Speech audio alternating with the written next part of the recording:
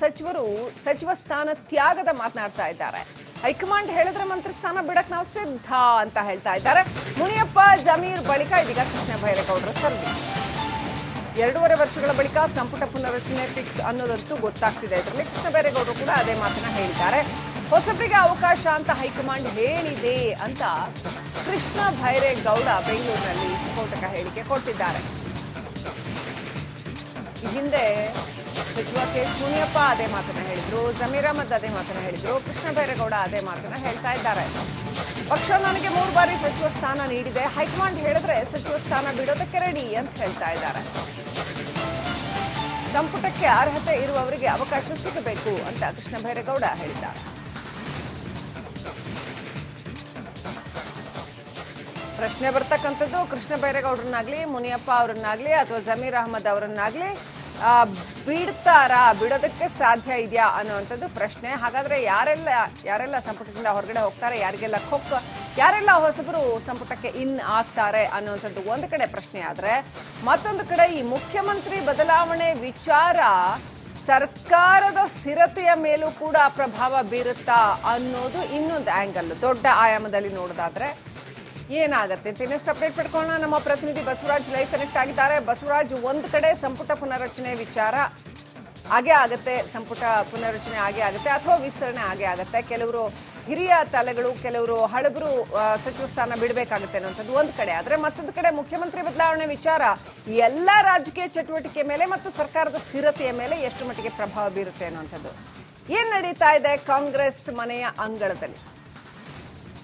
ಕವಿತಾ ಶ್ರೀಲಕ್ಷ್ಮಿ, ರಾಜ್ಯ ಸಚಿವ ಸಂಪುಟ ಪುನರ್ರಚನೆ ಆಗುತ್ತೆ ಅನ್ನುವಂತ ಸ್ಪಷ್ಟನೆಯನ್ನ ಈಗಾಗಲೇ ಸಿದ್ದರಾಮಯ್ಯ ಅವರು ಕೊಟ್ಟಿದ್ದಾರೆ. ಇದಕ್ಕೆ ಪೂರಕ ಎಂಬಂತೆ ಈಗ ಸಚಿವರಾದಂತಹ ಕೃಷ್ಣ ಬೈರೇಗೌಡರು ಕೂಡ ಅದನ್ನ ಹೇಳ್ತಾ ಇದ್ದಾರೆ. ಯಾವಾಗ ಸರ್ಕಾರ ರಚನೆ ಆಯ್ತೋ 2.5 ವರ್ಷದ ಬಳಿಕ ಪುನರ್ರಚನೆ ಆಗುತ್ತೆ ಅನ್ನುವಂತ ಮಾತನ್ನ ಹಿಂದೆನೆ ಕಮಿಟ್ ಆಗಿದೆ. ಹೈಕಮಾಂಡ್ ಕೂಡ ಸೂಚನೆ ಕೊಟ್ಟಿದೆ. ಹಾಗಾಗಿ ಸಚಿವ ಸಂಪುಟ ಪುನರ್ರಚನೆ ಆಗುತ್ತೆ ಅನ್ನುವಂತ ಮಾತನ್ನ ಕೃಷ್ಣ ಬೈರೇಗೌಡ ಪುನರುಚ್ಚಾರ ಮಾಡ್ತಾ ಇದ್ದಾರೆ. ಇದ್ರ ಜೊತೆಗೆ ಮುಂದುವರೆದ ಮಾತುಗಳನ್ನ ಹೇಳ್ತಾ ಇದ್ದಾರೆ. ಹೈಕಮಾಂಡ್ ಕೊಟ್ರೆ ಬಹುತೇಕ ಸಚಿವರು ಪಕ್ಷ ಸೇವೆ ಮಾಡ್ಬೇಕಾಗತ್ತೆ. ಈಗಾಗಲೇ ಸಾಕಷ್ಟು ಜನರಿಗೆ ಅವಕಾಶವನ್ನು ಕೊಟ್ಟಿದ್ದಾರೆ. ನನ್ನೂ ಸೇರಿದಂತೆ ಸಾಕಷ್ಟು ಜನರಿಗೆ ಮಂತ್ರಿಯನ್ನ ಮಾಡಿದೆ ಕಾಂಗ್ರೆಸ್ ಪಕ್ಷ. ಹಾಗಾಗಿ ಪಕ್ಷ ಸೂಚನೆ ಕೊಟ್ರೆ ನಾನು ಕೂಡ ಒಂದು ಸಚಿವ ಸ್ಥಾನವನ್ನ ತ್ಯಾಗ ಮಾಡೋಕೆ ತಯಾರಿದ್ದೇನೆ ಅನ್ನುವಂತ ಮಾತನ್ನ ಹೇಳುವ ಮೂಲಕ ಒಂದು ಅಚ್ಚರಿಯನ್ನು ಹುಟ್ಟಾಗ್ತಾ ಇದ್ದಾರೆ. ಇದ್ರ ಜೊತೆಗೆ ಮೊನ್ನೆ ಅಷ್ಟೇ ಜಮೀರ್ ಅಹಮದ್ ಖಾನ್ ಅವರು ಕೂಡ ಈ ಹೇಳಿಕೆಯನ್ನು ಕೊಟ್ಟಿದ್ರು. ಈ ಹಿಂದಿನಿಂದಲೂ ಕೂಡ ಮುನಿಯಪ್ಪ ಅವರು ನಾನು 2.5 ವರ್ಷಕ್ಕೆ ನಾನು ಸಚಿವ ಸ್ಥಾನದಿಂದ ವಿಮುಕ್ತನಾಗ್ತಾನೆ, ಬಿಟ್ಕೊಡ್ತಾನೆ ಅನ್ನೋ ಮಾತನ್ನ ಹೇಳ್ತಾ ಇದ್ರು. ಇನ್ನಷ್ಟು ಕೆಲವು ಸಚಿವರು ಕೂಡ ಆಪ್ತವಾಗಿ ಮಾತನಾಡ್ತಾ ಇದ್ದ ಸಂದರ್ಭದಲ್ಲಿ ನಮಗೆ ಹೈಕಮಾಂಡ್ ಸೂಚನೆ ಕೊಟ್ಟರೆ ನಾವು ಕೂಡ ಬಿಡಕ್ ತಯಾರಿದ್ದೇವೆ ಅನ್ನುವಂತ ಮಾತನ್ನ ಹೇಳ್ತಾ ಇದ್ದಾರೆ. ಇದೆಲ್ಲ ಒಂದು ಕಡೆ 136 ಸ್ಥಾನಗಳನ್ನ ಗೆದ್ದಿರೋ ಕಾಂಗ್ರೆಸ್ ಪಕ್ಷಕ್ಕೆ ಇನ್ನಷ್ಟು ಹೊಸ ಸಚಿವರಿಗೆ ಮತ್ತು ಹೊಸಬರಿಗೆ ಅವಕಾಶ ಕೊಡ್ಬೇಕು ಅನ್ನುವಂತ ನಿಟ್ಟಿನಲ್ಲಿ ಈಗ ಇರ್ತಕ್ಕಂತಹ ಸಚಿವರನ್ನ ಬಹುತೇಕವಾಗಿ ಕೈ ಬಿಡಬಹುದಾ ಅನ್ನುವಂಥದ್ದು ಈಗಾಗಲೇ ಹೈಕಮಾಂಡ್ ಮಾಹಿತಿಯ ಪ್ರಕಾರ 18ರಿಂದ 20 ಜನ ಸಚಿವರನ್ನ ಕೈ ಬಿಡಬಹುದು ಅನ್ನುವಂತ ಒಂದಷ್ಟು ಮಾಹಿತಿಗಳಿದಾವೆ. ಆದ್ರೆ ಸಿದ್ದರಾಮಯ್ಯ ಅವರು ಎಷ್ಟು ಜನ ಸಚಿವರನ್ನ ಕೈ ಬಿಡ್ತಾರೆ, ಎಷ್ಟು ಜನ ಇರೋರನ್ನ ಉಳಿಸ್ಕೊಳ್ತಾರೆ ಅನ್ನುವಂಥದ್ದು ಬಹಳ ಪ್ರಶ್ನೆ ಇದೆ. ಅದು ನವೆಂಬರ್ 14ರ ಬಳಿಕ, ಬಿಹಾರ್ ಚುನಾವಣೆ ಬಳಿಕ ಒಂದು. All right, thank you Basavaraj ಡೀಟೇಲ್ಸ್ಗಾಗಿ. ಸಚಿವರು ಸಚಿವ ಸ್ಥಾನ ತ್ಯಾಗದ ಮಾತನಾಡ್ತಾ ಇದ್ದಾರೆ. ಹೈಕಮಾಂಡ್ ಹೇಳಿದ್ರೆ ಮಂತ್ರಿ ಸ್ಥಾನ ಬಿಡಕ್ ನಾವು ಸಿದ್ಧ ಅಂತ ಹೇಳ್ತಾ ಇದ್ದಾರೆ. ಮುನಿಯಪ್ಪ ಜಮೀರ್ ಬಳಿಕ ಇದೀಗ ಕೃಷ್ಣ ಬೈರೇಗೌಡರ ಸರದಿ. 2.5 ವರ್ಷಗಳ ಬಳಿಕ ಸಂಪುಟ ಪುನರ್ರಚನೆ ಫಿಕ್ಸ್ ಅನ್ನೋದಂತೂ ಗೊತ್ತಾಗ್ತಿದೆ. ಇದರಲ್ಲಿ ಕೃಷ್ಣ ಬೈರೇಗೌಡರು ಕೂಡ ಅದೇ ಮಾತನ್ನ ಹೇಳಿದ್ದಾರೆ. ಹೊಸಬರಿಗೆ ಅವಕಾಶ ಅಂತ ಹೈಕಮಾಂಡ್ ಹೇಳಿದೆ ಅಂತ ಕೃಷ್ಣ ಬೈರೇಗೌಡ ಬೆಂಗಳೂರಿನಲ್ಲಿ ಸ್ಫೋಟಕ ಹೇಳಿಕೆ ಕೊಟ್ಟಿದ್ದಾರೆ. ಈ ಹಿಂದೆ ಸಚಿವ ಕೆ ಮುನಿಯಪ್ಪ ಅದೇ ಮಾತನ್ನ ಹೇಳಿದ್ರು, ಜಮೀರ್ ಅಹಮದ್ ಅದೇ ಮಾತನ್ನ ಹೇಳಿದ್ರು, ಕೃಷ್ಣ ಬೈರೇಗೌಡ ಅದೇ ಮಾತನ್ನ ಹೇಳ್ತಾ ಇದ್ದಾರೆ. ಪಕ್ಷ ನನಗೆ 3 ಬಾರಿ ಸಚಿವ ಸ್ಥಾನ ನೀಡಿದೆ, ಹೈಕಮಾಂಡ್ ಹೇಳಿದ್ರೆ ಸಚಿವ ಸ್ಥಾನ ಬಿಡೋದಕ್ಕೆ ರೆಡಿ ಅಂತ ಹೇಳ್ತಾ ಇದ್ದಾರೆ. ಸಂಪುಟಕ್ಕೆ ಅರ್ಹತೆ ಇರುವವರಿಗೆ ಅವಕಾಶ ಸಿಗಬೇಕು ಅಂತ ಕೃಷ್ಣ ಬೈರೇಗೌಡ ಹೇಳಿದ್ದಾರೆ.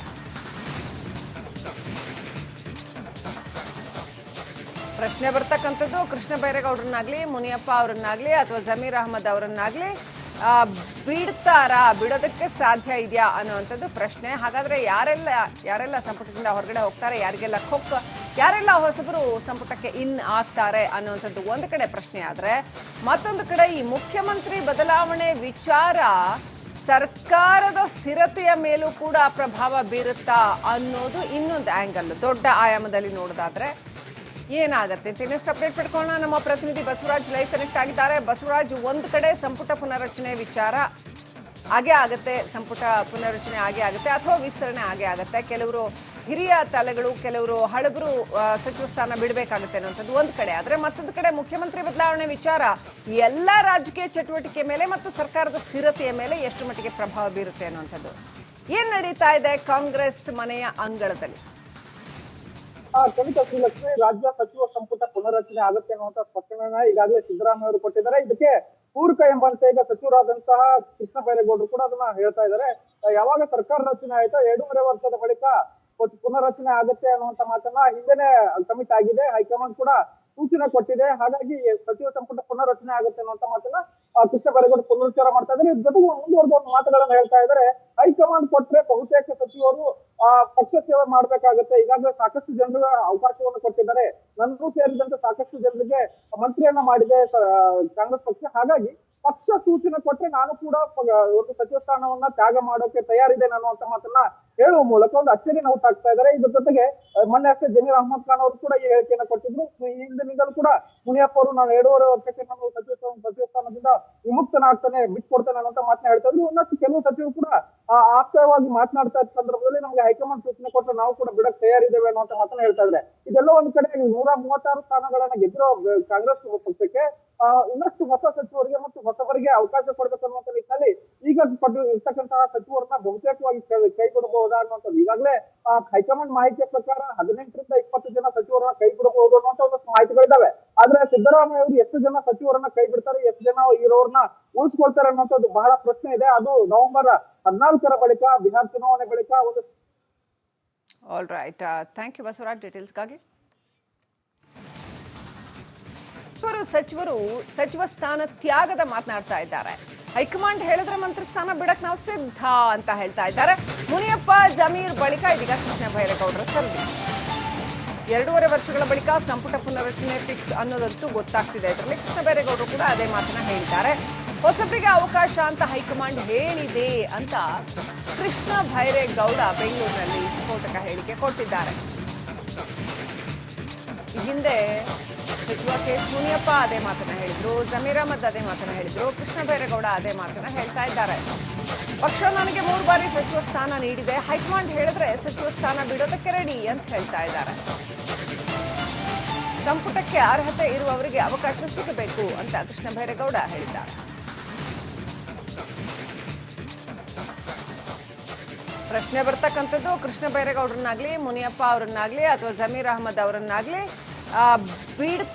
ಬಿಡೋದಕ್ಕೆ ಸಾಧ್ಯ ಇದೆಯಾ ಅನ್ನುವಂಥದ್ದು ಪ್ರಶ್ನೆ. ಹಾಗಾದ್ರೆ ಯಾರೆಲ್ಲ ಸಂಪುಟದಿಂದ ಹೊರಗಡೆ ಹೋಗ್ತಾರೆ, ಯಾರೆಲ್ಲ ಹೊಸಬರು ಸಂಪುಟಕ್ಕೆ ಇನ್ ಆಗ್ತಾರೆ ಅನ್ನುವಂಥದ್ದು ಒಂದು ಕಡೆ ಪ್ರಶ್ನೆ. ಆದ್ರೆ ಮತ್ತೊಂದು ಕಡೆ ಈ ಮುಖ್ಯಮಂತ್ರಿ ಬದಲಾವಣೆ ವಿಚಾರ ಸರ್ಕಾರದ ಸ್ಥಿರತೆಯ ಮೇಲೂ ಕೂಡ ಪ್ರಭಾವ ಬೀರುತ್ತಾ ಅನ್ನೋದು ಇನ್ನೊಂದು ಆಂಗಲ್. ದೊಡ್ಡ ಆಯಾಮದಲ್ಲಿ ನೋಡೋದಾದ್ರೆ ಏನಾಗತ್ತೆ ಅಂತ ಇನ್ನಷ್ಟು ಅಪ್ಡೇಟ್ ಪಡ್ಕೊಳ್ಳೋಣ. ನಮ್ಮ ಪ್ರತಿನಿಧಿ ಬಸವರಾಜ್ ಲೈವ್ ಕನೆಕ್ಟ್ ಆಗಿದ್ದಾರೆ. ಬಸವರಾಜ್, ಒಂದು ಕಡೆ ಸಂಪುಟ ಪುನರ್ರಚನೆ ವಿಚಾರ ಹಾಗೆ ಆಗುತ್ತೆ, ಸಂಪುಟ ಪುನರ್ರಚನೆ ಹಾಗೆ ಆಗುತ್ತೆ ಅಥವಾ ವಿಸ್ತರಣೆ ಹಾಗೆ ಆಗುತ್ತೆ. ಕೆಲವರು ಹಿರಿಯ ತಲೆಗಳು, ಕೆಲವರು ಹಳಬರು ಸಚಿವ ಸ್ಥಾನ ಬಿಡಬೇಕಾಗುತ್ತೆ ಅನ್ನೋಂಥದ್ದು ಒಂದು ಕಡೆ. ಆದರೆ ಮತ್ತೊಂದು ಕಡೆ ಮುಖ್ಯಮಂತ್ರಿ ಬದಲಾವಣೆ ವಿಚಾರ ಎಲ್ಲ ರಾಜಕೀಯ ಚಟುವಟಿಕೆ ಮೇಲೆ ಮತ್ತು ಸರ್ಕಾರದ ಸ್ಥಿರತೆಯ ಮೇಲೆ ಎಷ್ಟು ಮಟ್ಟಿಗೆ ಪ್ರಭಾವ ಬೀರುತ್ತೆ ಅನ್ನುವಂಥದ್ದು. ಏನ್ ನಡೀತಾ ಇದೆ ಕಾಂಗ್ರೆಸ್ ಮನೆಯ ಅಂಗಳದಲ್ಲಿ? ಕವಿತಾ ಶ್ರೀಲಕ್ಷ್ಮಿ, ರಾಜ್ಯ ಸಚಿವ ಸಂಪುಟ ಪುನರ್ರಚನೆ ಆಗುತ್ತೆ ಅನ್ನುವಂತ ಸ್ಪಷ್ಟನೆಯನ್ನ ಈಗಾಗಲೇ ಸಿದ್ದರಾಮಯ್ಯ ಅವರು ಕೊಟ್ಟಿದ್ದಾರೆ. ಇದಕ್ಕೆ ಪೂರಕ ಎಂಬಂತೆ ಈಗ ಸಚಿವರಾದಂತಹ ಕೃಷ್ಣ ಬೈರೇಗೌಡರು ಕೂಡ ಅದನ್ನ ಹೇಳ್ತಾ ಇದ್ದಾರೆ. ಯಾವಾಗ ಸರ್ಕಾರ ರಚನೆ ಆಯ್ತೋ 2.5 ವರ್ಷದ ಬಳಿಕ ಪುನರ್ರಚನೆ ಆಗುತ್ತೆ ಅನ್ನುವಂತ ಮಾತನ್ನ ಹಿಂದೆನೆ ಕಮಿಟ್ ಆಗಿದೆ. ಹೈಕಮಾಂಡ್ ಕೂಡ ಸೂಚನೆ ಕೊಟ್ಟಿದೆ. ಹಾಗಾಗಿ ಸಚಿವ ಸಂಪುಟ ಪುನರ್ರಚನೆ ಆಗುತ್ತೆ ಅನ್ನುವಂತ ಮಾತನ್ನ ಕೃಷ್ಣ ಬೈರೇಗೌಡ ಪುನರುಚ್ಚಾರ ಮಾಡ್ತಾ ಇದ್ದಾರೆ. ಇದ್ರ ಜೊತೆಗೆ ಮುಂದುವರೆದ ಒಂದು ಮಾತುಗಳನ್ನ ಹೇಳ್ತಾ ಇದ್ದಾರೆ. ಹೈಕಮಾಂಡ್ ಕೊಟ್ರೆ ಬಹುತೇಕ ಸಚಿವರು ಪಕ್ಷ ಸೇವೆ ಮಾಡ್ಬೇಕಾಗತ್ತೆ. ಈಗಾಗಲೇ ಸಾಕಷ್ಟು ಜನರಿಗೆ ಅವಕಾಶವನ್ನು ಕೊಟ್ಟಿದ್ದಾರೆ.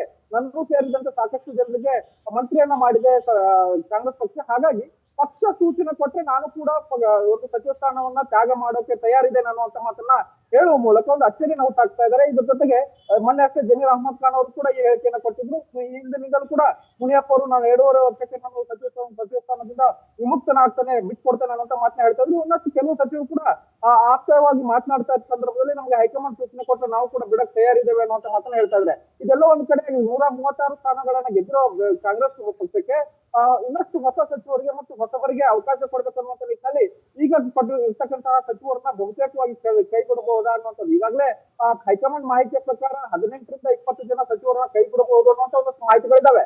ಆದ್ರೆ ಸಿದ್ದರಾಮಯ್ಯ ಅವರು ಎಷ್ಟು ಜನ ಸಚಿವರನ್ನ ಕೈ ಬಿಡ್ತಾರೆ, ಎಷ್ಟು ಜನ ಇರೋರ್ನ ಉಳಿಸ್ಕೊಳ್ತಾರೆ ಅನ್ನುವಂಥದ್ದು ಬಹಳ ಪ್ರಶ್ನೆ ಇದೆ. ಅದು ನವೆಂಬರ್ 14ರ ಬಳಿಕ ಬಿಹಾರ್ ಚುನಾವಣೆ ಬಳಿಕ ಒಂದು all right, thank you Basavaraj ಡೀಟೇಲ್ಸ್ಗಾಗಿ.